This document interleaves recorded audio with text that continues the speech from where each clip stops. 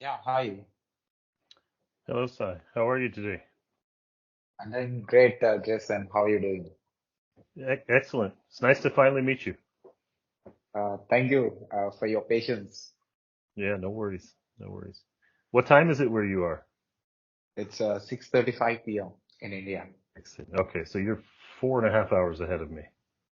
Correct. Yeah, all right. That half hour is kind of confusing sometimes. Yeah. So firstly, thank you very much, Jason, for accepting my invitation and accepting to be on my show. Yeah, sure. And did I pronounce your name correctly? Sai? Correct. Yeah. Sai. Okay. All right. So Yeah. I've gone through your profile. I can see you're doing a lot of work and also you have done a lot of work in your career. So I thought to tell about your work to my audience. Okay. Where should I begin? So you can introduce yourself to my audience. Okay. I am Jason Mashak. I'm about a little over 50 years old now, and so I've been working in the professional world for about 30 years.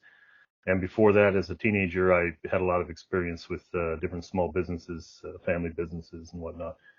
So I've been working closer to 40 years now, which is kind of scary if I think about it. It's too much work. But I'm learning how to work smarter and not harder. Every year, that's the goal, you know. Um, I started out doing lots of service industry, manual labor type work with the family businesses, you know, lawn care services, pressure washing businesses for trucking companies, things like that. And then over time, got into sales and realized that I could do quite well in sales without having a university background, which I didn't go straight to university at the time. It was quite difficult in the U.S. And so then after some time in sales, and I decided I was in security sales actually for ADT Security. I decided to go back to university and be a high school English teacher. And when I was teaching high schoolers, I realized that it was very much like being in sales. It's the same things that you're doing. You're helping the audience to understand what they need and empower them to be able to work for it on their own. And so that's basically what education is all about.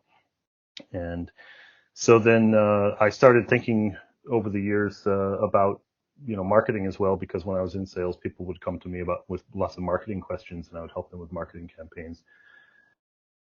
And so these things became a part of my, I guess, my professional and personal identity, where marketing and sales and education are kind of all very much intertwined, and I would put them under an umbrella of communication. Um, yeah, soft skills, knowing how to interpret ideas, translate ideas to different audiences, and be able to say things in different ways so that people can understand it. So I've been mostly in the security industry for antivirus companies, Avast, Avira, for about 7.5 years, and now at Runcast for about the past 4.5 years. I started out as the head of the marketing department and successfully, well, found a very talented person on the team who wanted to uh, climb her way up and make a bigger impact. So we worked on putting her into that role to take over the team and the operations. And I have shifted sideways into a dedicated role for public relations and analyst relations. So that's what I'm doing now for Runcast for the past year. You're from? Where am I from? Yeah. I was born in Michigan, not far from Chicago, right on the shores of Lake Michigan, basically. And I was there till I was 10 years old, and then for about 15 years I lived in Georgia and Tennessee, and then for 8 years in Oregon, and then in 2006 I moved to Europe and have been living in Czech Republic ever since, with the exception of about 3.5 years in Germany, in Munich. Awesome. Yeah. So, how is your present work experience and what it is about? Before answering this question, I just want to quickly tell about my sponsor for my podcast. Okay. So, yeah, Start Adam. Sales and customer-facing teams often switch between several communication tools, causing time management and visibility issues that can slow down deal velocity. The solution, join Start Adam, where conversation converts. With Start Adam, your team can centralize all communications within your chat tool. No more switching, waiting, or fragmented chats. Because chat messaging is where business gets done. Sales teams can stay in Slack or Microsoft Teams and connect with customers, leads, or candidates on their existing chat tool, building better relationships through constant communication in inbound or outbound messaging. Make it encrypted and compliant. Plus, bring all communication in your CRM or note or ticketing system. No data entry required. Join Start Adam to enhance customer relationships and close deals at hyper speed with unified chat. Thank you, Jason, again for your presence. That all sounded quite impressive. I think people should check that out. Yeah, that sounds great. And I apologize. I got so wrapped up in that I forgot your question. So your present role, what is your present role and what's your responsibility?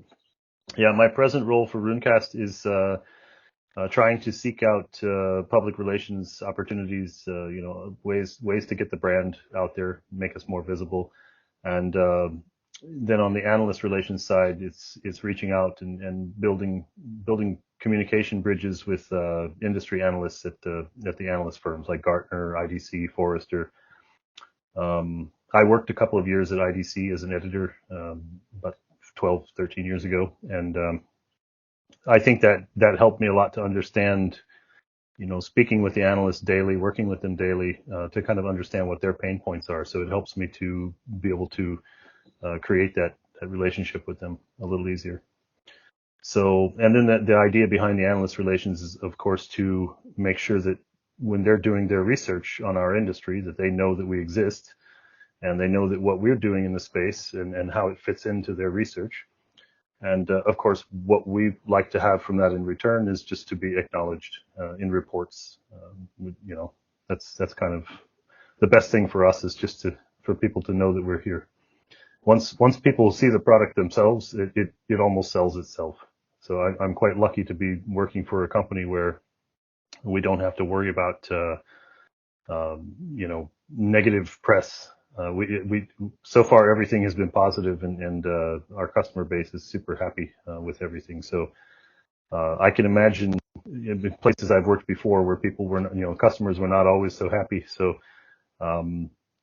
then it was more difficult to do the job. But right now it's much easier because I just have to get the brand mentioned, and then the customers are happy, so everything works out. And public relations? Yeah, public relations is about, making relationships with journalists and different media publications. And like yourself, you and I met somehow through my efforts as a PR guy. So thanks for reaching out. So as a public relations officer, what's your role? What responsibility is yours, and what you have done? I think let me start with one of the biggest challenges. I mean, the responsibilities are pretty much the same in every industry, is to get the brand noticed without spending a lot of marketing budget. I would say the biggest challenges right now are the fact that there is so much digital noise. And you probably deal with this as well. You have this show, and you're trying to broadcast it to the world, and it gets harder and harder over time because every year there are 50 or 100 more shows popping up. And so it's just the sheer volume of content that is just being sent out on a daily basis, and it's growing. And now we add AI to the mix, and it's going to grow even faster. So I think the biggest way for us as content creators to meet this challenge is to just keep focusing on quality, and really don't focus on quantity of content, focus on the quality of the content, because then our audience will find us. So how much experience you have as a public relations officer, also analyst? Yeah, officially in a role dedicated to that just the past year. But before that, as head of marketing, I was doing it whenever I had free time. I was helping with both of those areas. Of course, writing press releases, trying to talk with different people in the organization and find out, what are some potential stories that we can talk about to the public. So, yeah, and then before that, when I was in marketing teams in the antivirus industry with Avast and Avira, just being on the marketing team, you work a lot with the PR people. So I've always had a pretty active role, a lot of overlap with PR and analyst relations. So, what do you understand doing this role and working for different companies and understanding customers' requirements and uh, trying to put the product and the service to audience? Uh, I think one of the eureka moments that I had where I was just had this epiphany is that everyone is struggling to make sense of the world around us. It's a very things are changing faster than they've ever been changing, and I know that that's a cliche, but I started reading this book from 1970 called Future Shock by Alvin Toffler, and already in the 1960s, when he was gathering his notes to write this book, he was talking about how humans were not coping well with the rapid pace of change due to technology. So, and then I think about my childhood in the 70s and how it felt very calm to me, even though people like him were already dealing with this rapid change and trying to adapt, wrap their heads around it. And so when I look at the difference between the 70s and now, there were like 4 billion people on the planet, and now there's more than twice that. Uh, the number of, I tell my kids all the time that when there's heavy traffic around us on the highways, when I was a kid, I didn't see heavy traffic like that. There weren't as many people in cars. So it's interesting to think about these things that we kind of don't stop to think about it enough on a daily basis. We just get wrapped up in the frenzy and all the activity. And sometimes I have to think about my grandmother. She's 93 now, and when she was born in 1930, she did not have indoor plumbing or electricity for the first 6 years of her life. So they didn't get that till 1936, I guess, around that time. And now we have space stations and all human knowledge in our hands. So for her generation, she's seen like completely primitive to sci-fi. So I think the epiphany that I had was that we're all in this same sort of situation right now, whether it's the the students, the practitioners, the IT elites that are operating in with all the newest latest technologies, or the professors in the schools, um, the journalists covering technology, the analysts who are supposed to be leading the direction of things. There are all these new categories popping up all the time, all these new acronyms constantly uh, trying to categorize and make sense of what we're seeing. And I think that's the big challenge that we're all having. And I guess to answer your question, what I really realized is that I was not alone in this. I was not alone in feeling this way. Uh, Alvin felt this way in 1970 already. So and so it helped me to kind of, I don't have imposter syndrome anymore. I think once you realize you're not alone in that feeling and everyone is feeling it, then you realize, okay, I'm not an imposter. I'm not trying to be a professional in some industry or whatever. We're all trying to make sense of our surroundings at all times. And so I hope that answers your question. You have been in security system and you're doing sales. So how was that working for IT and trying to understand the security system in technology and how it is helping humanity? How do you do sales? The security aspect, it has to become ingrained. It has to become second nature to you, like breathing.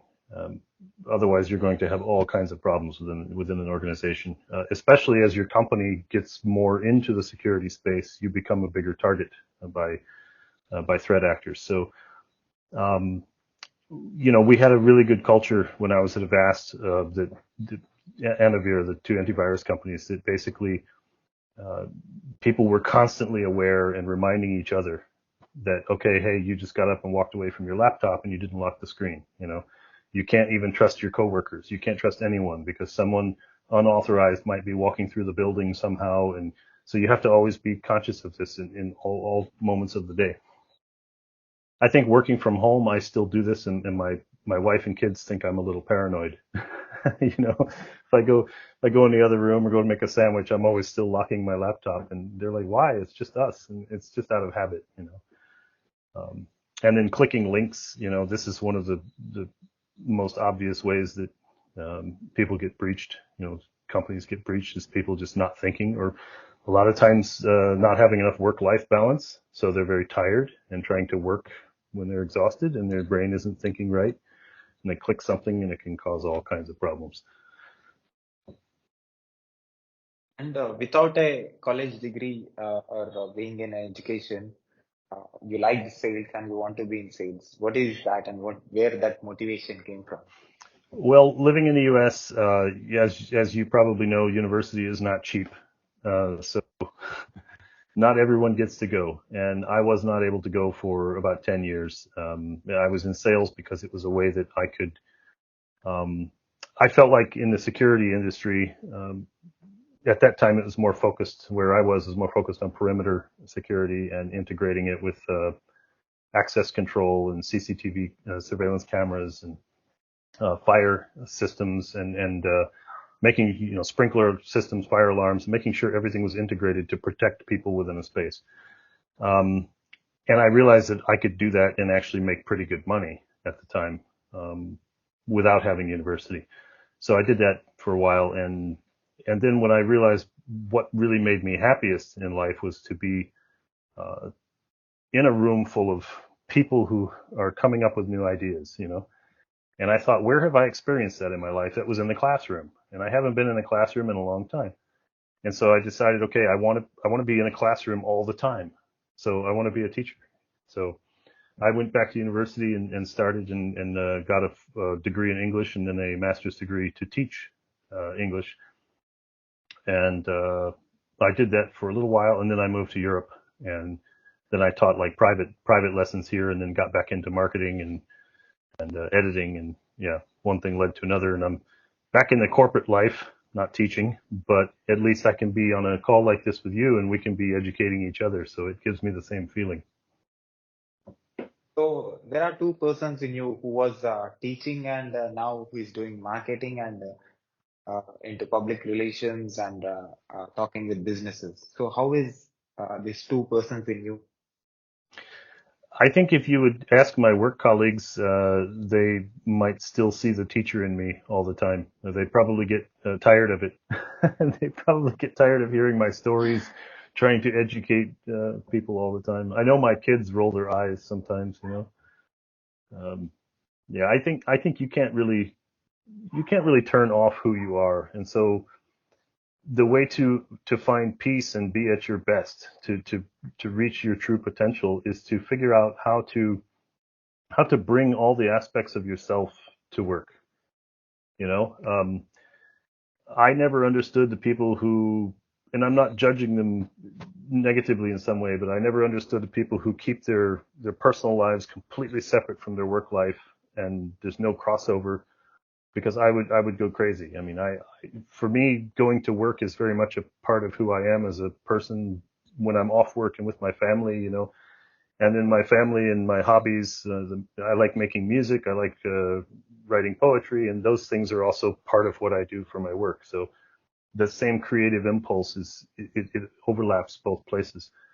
In fact, when I got my first job as a copywriter, the guy who hired me, he liked that I had poetry published, and he said, "You'll be my industrial poet." So I always thought about that. He was probably one of the first people to in my life to recognize that my hobbies in poetry, in writing poetry, would be good for a role as a copywriter. And I think he was right. Made a good call there. I later hired a guy when I had a team. I was a chief marketing officer for a year, and I had a guy that I hired. I needed a content manager, and the guy that I thought would work best for that role, he's a high school teacher who needed a break. He needed a break from teaching and wanted to just do a corporate job for a year or something. So I hired him, and he was great as a content manager. Absolutely great. Because what do teachers do? Teachers are constantly managing content, the students' content, their own, curriculum, and so I think we need to think more across industries when we're trying to source for talent as well these days. So 40 years is not a small number. So I'm sure you might have communicated with a lot of people about a lot of things. It can be business or it can be anything in order to manage anything. So in total, how do you define that people's person in you? How do I define the people person in me? Yeah, yeah. Um, when you said that, the first image that I had was of my family when I was a kid, and they were always very open and outgoing and charismatic and helpful to people. And I think that that kind of set me on that path as well to just being kind of extroverted when it comes to communication and trying to help people.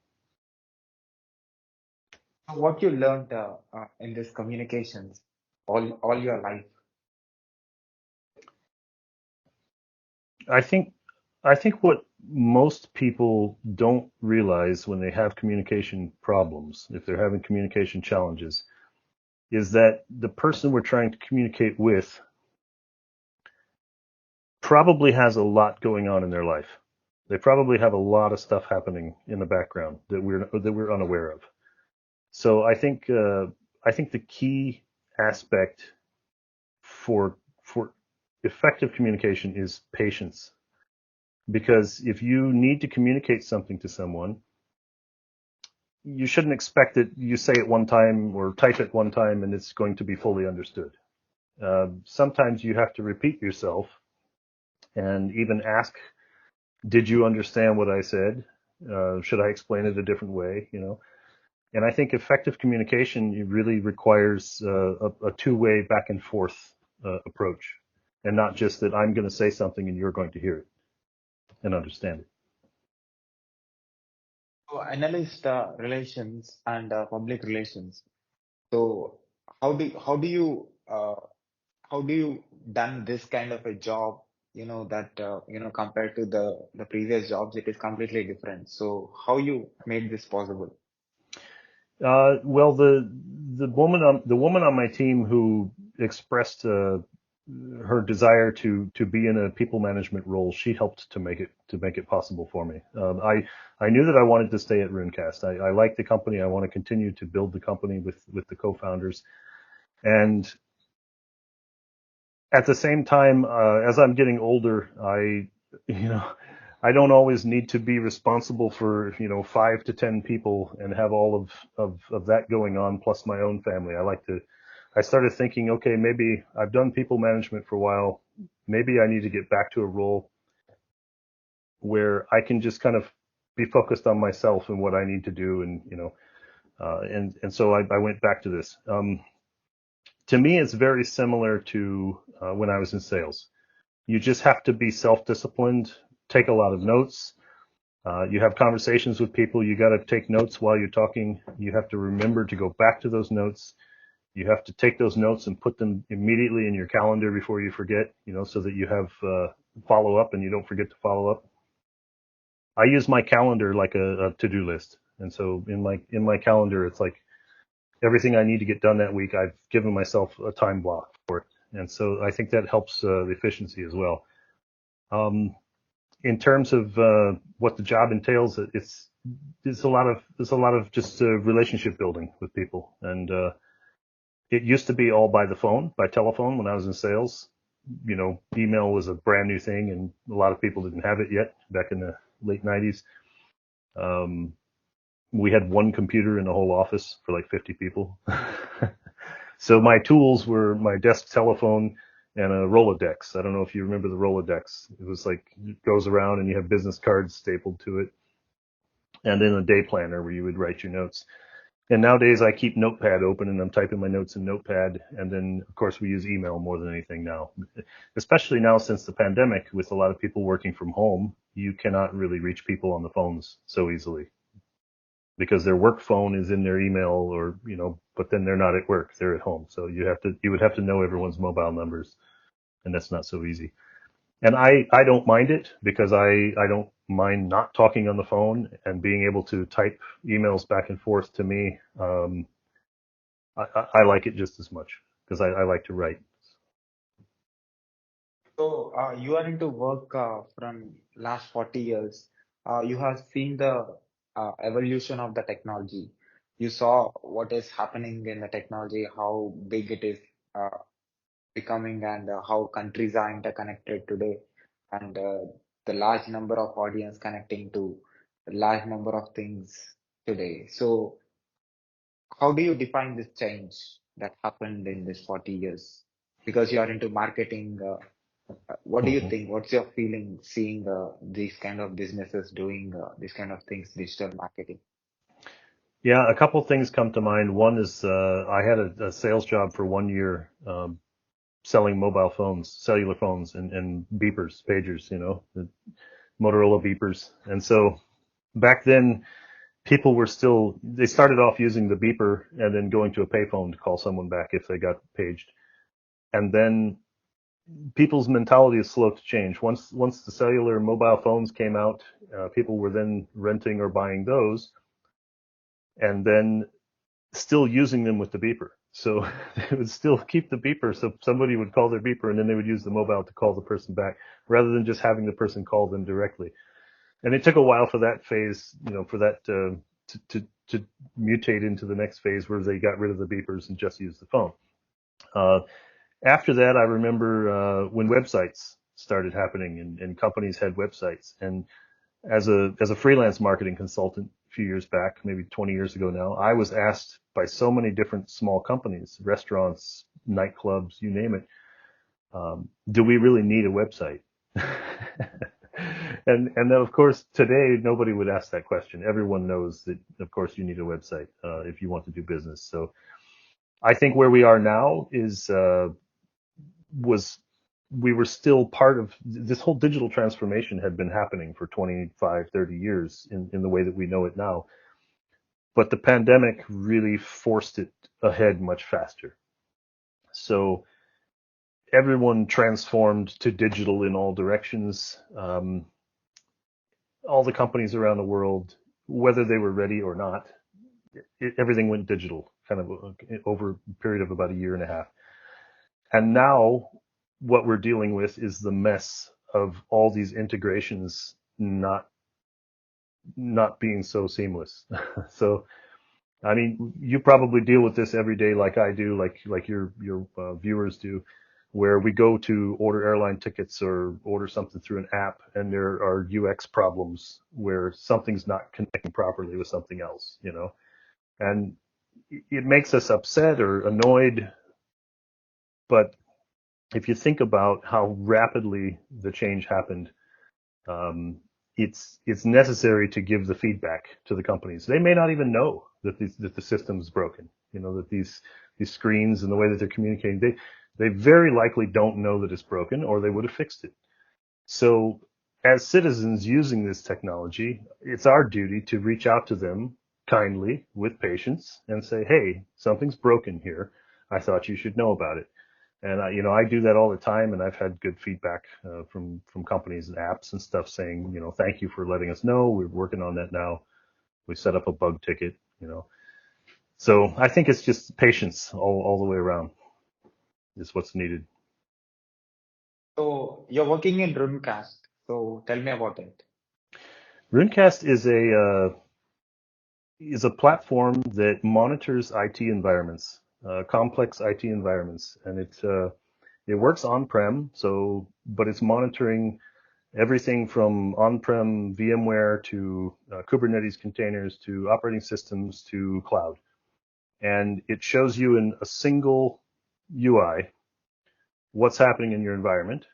It's scanning for vulnerabilities. It's scanning for misconfigurations, for security non-compliance. And it's showing you, basically it's prioritizing the most critical things for you to work on as a team. If you're an IT operations team or a security team, vulnerability management team, compliance team, CISO, whatever your role, if you want to see what's happening in your IT environment, you can look at the screen and know exactly what to work on next to make sure that you don't have vulnerabilities and your systems stay compliant. A lot of companies or a lot of organizations try to get ready for a security audit. If they have to comply with regulatory standards, they try to get ready for a security audit. The audit happens, they pass the audit, and as soon as the audit's done, some configuration change happens and they're no longer compliant. So the goal is to be continuously compliant, and that's where our Runcast platform comes in, because it automates the discovery of issues and gives you a proactive way to deal with them before you're non-compliant or before you can have a breach or other issues, downtime, that kind of thing. For which scale company, which scale business it is useful? Our sweet spot for our customer base is the most heavily regulated verticals. So the government, public sector, defense, healthcare, manufacturing, education, financial services. I should have named them first because the banking, financial services, and insurance industry is very heavily regulated. So that's where most of our customers typically come from, because doing things as humans is always kind of reactive when it comes to complex technology now. So it's not a question of should we automate, it's a question of what should we automate. And that's where Runcast comes in, because it automates a lot of the stuff that's no longer humanly possible.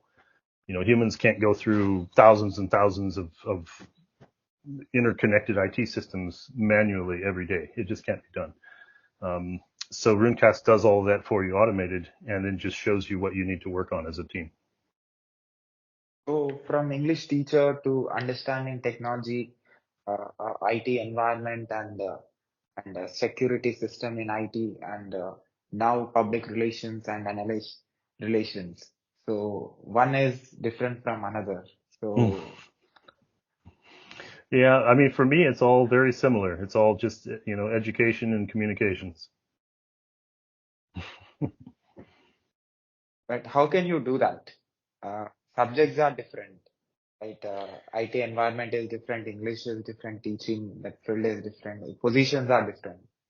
Yeah, even when I was teaching English, you have to have a subject. You have to have something to talk about to teach the language. And so one of the topics that frequently came up in the classroom is technology.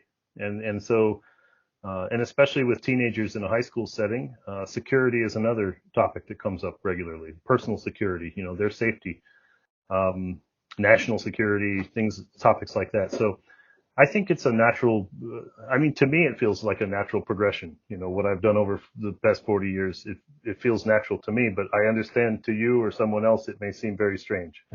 So, yeah, I don't know how to explain it. I'll think about it. But can I say that you can understand anything which belongs to any subject? No, I wish you could, but there are some things I don't understand at all. Like music theory. I love playing music and writing songs, listening to music, but I do not understand music theory. So, yeah, I guess it doesn't apply to everything. So how do you match the business requirements with the technology tools and services you have? You mean when you're getting a job in a certain industry, or what's Yeah, the context? being in a public relations or analyst relations, Hmm. how can you sell? Yeah, there are. there are tools for the jobs themselves, like for AR and PR, there are platforms and databases and stuff you can use. I try to keep it as simple as possible. I use a lot of spreadsheets. Um, and that's the tools needed to do the job on that side. The tool needed to do the job the other direction is the platform itself, and we have an online demo that you can visit and play around with Runcast. It's a demo environment, and so that helps me. That's all the technology I need really to do the job the other direction outwardly. And how is working in different countries? Uh, we are based in the UK. The headquarters is in London, and then we have a lot of remote people all over the world now. But most of the development team, most of the R&D team, are located in Czech Republic. The second largest Czech city is called Brno, and it's frequently referred to as the Silicon Valley of Central Europe. And so there are a lot of startups here. There's a big IBM facility here. In fact, our co-founders all used to work at IBM together before they started Runcast. And so we have people. Now I got sidetracked. What was the question again? Sorry, it's late in the afternoon Working, now. working for different countries in different countries. Yes, yes. So the fact that we were based here, naturally we started to sell more around us in the immediate vicinity. So EMEA, Europe, is our biggest market. And I would say the U.S. is probably the second biggest market after that. So, or North America. So we have some customers in, I think, more than 80 countries now, but our biggest markets are Europe and North America. So how is working for Avast and Avira? That was very interesting. It was at an exciting time in the antivirus industry. Both of those companies are now under the same umbrella company called Gen. And at the time I was at Avast, the the whole the whole main objective we had was to beat AVG, which is another Czech company. So these two Czech rival companies were always competing with each other. And then we finally beat AVG. We had more customers than AVG. And then I left and went to work for Avira in Germany. And I guess it wasn't enough for Avast to beat AVG. Then they had to buy AVG too. And then I went to work for Avira, and we were competing back and forth. And then I left Avira, and now both of those companies are under the same. They've now merged under the same umbrella company, Gen. I'm glad I'm not in that space now. I'm glad that I'm not still in the antivirus world, because I think it changed a lot when people are spending a lot more time, on mobile devices. It's a whole different situation there now, because probably 9 out of 10 people don't think they need any security on this. You know, so it's a whole different ball game there. So reading, writing, how and music, how these habits. It's all the same. We're all one. It's all connected. um, you know, Working in any sort of soft skills job, communications job, marketing job, selling, you have to be a creative person. It's never the same day twice, and you have to improvise a lot on the job.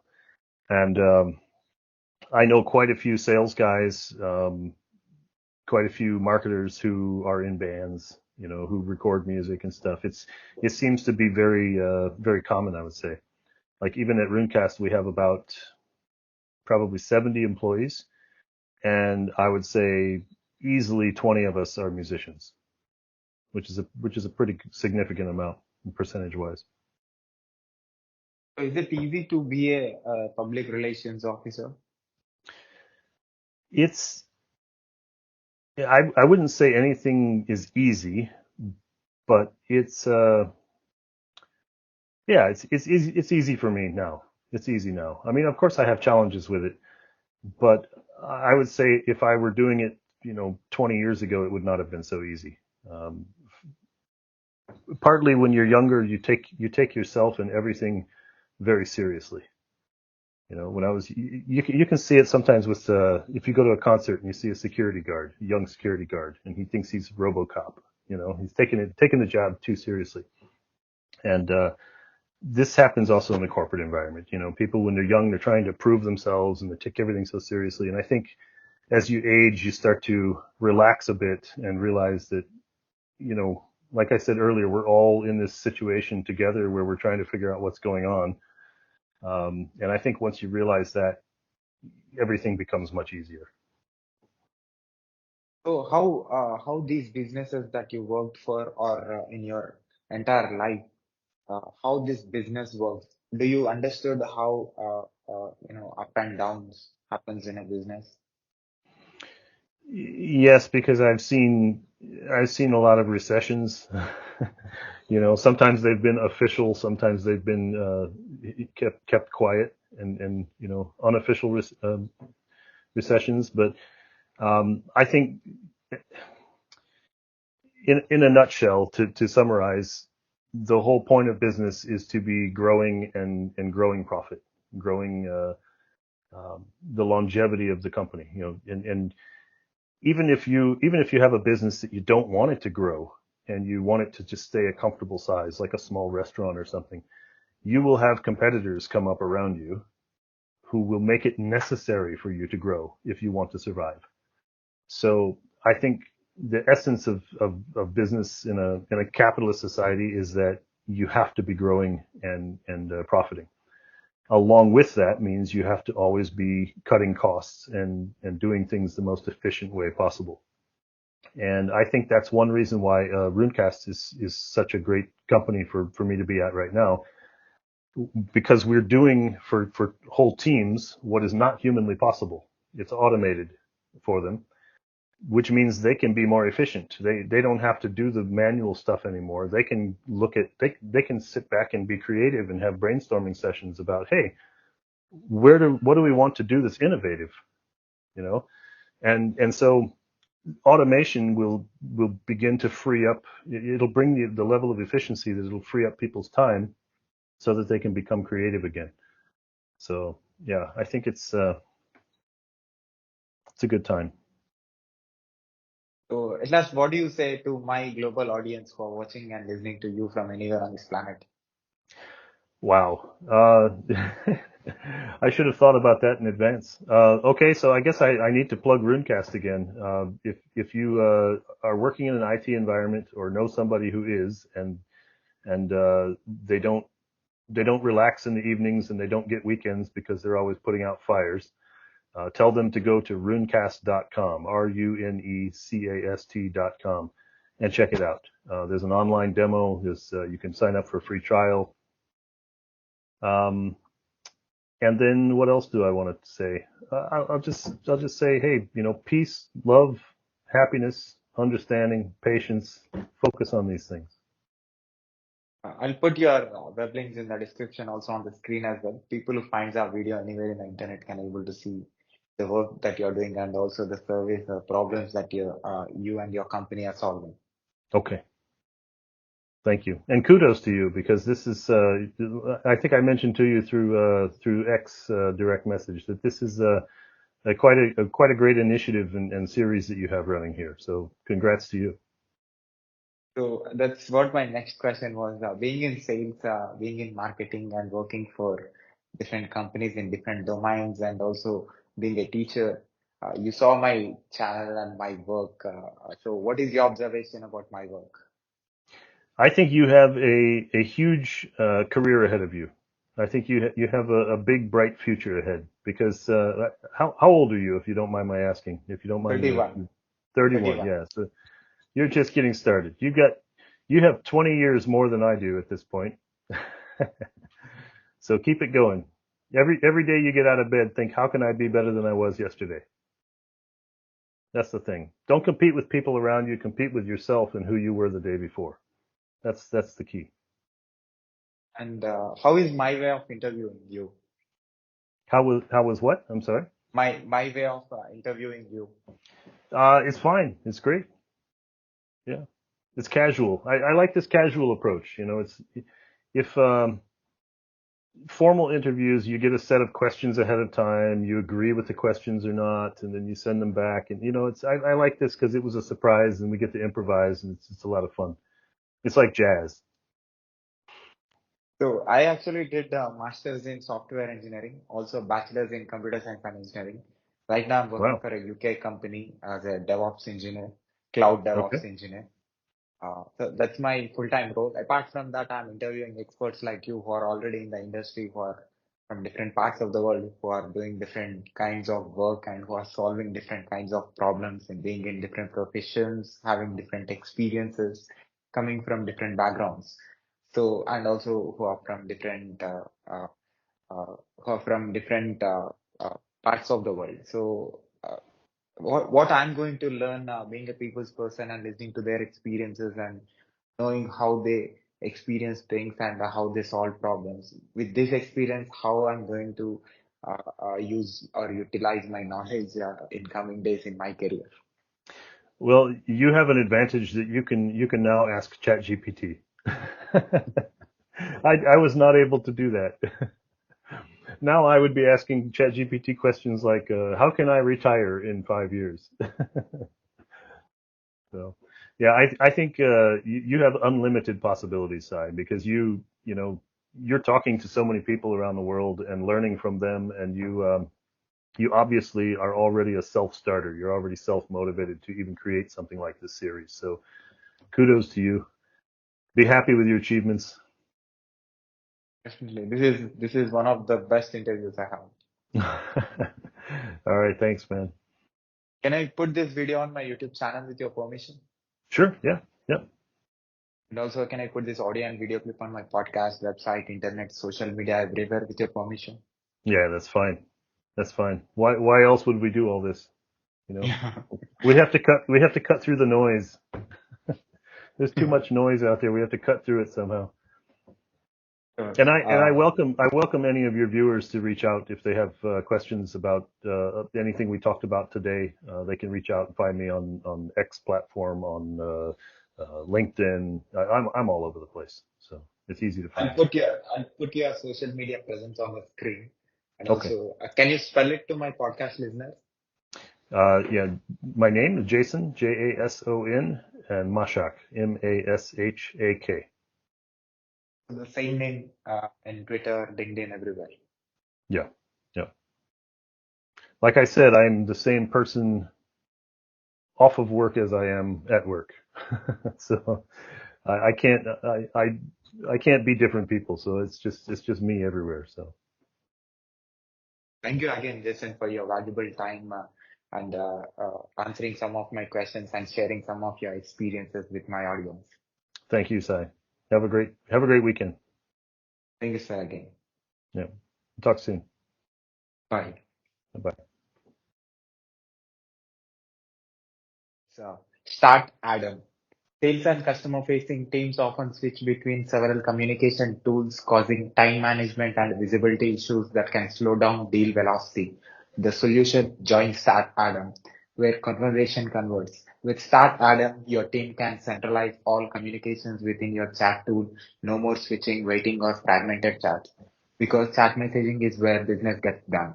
Sales teams can stay in Slack or Microsoft Teams and connect with customers, leads, or candidates on their existing chat tool, building better relationships through constant communication in inbound or outbound messaging.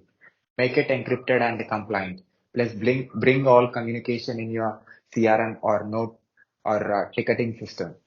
No data entry required. Join Start Adam to enhance customer relationships and close deals at hyper speed with unified chat.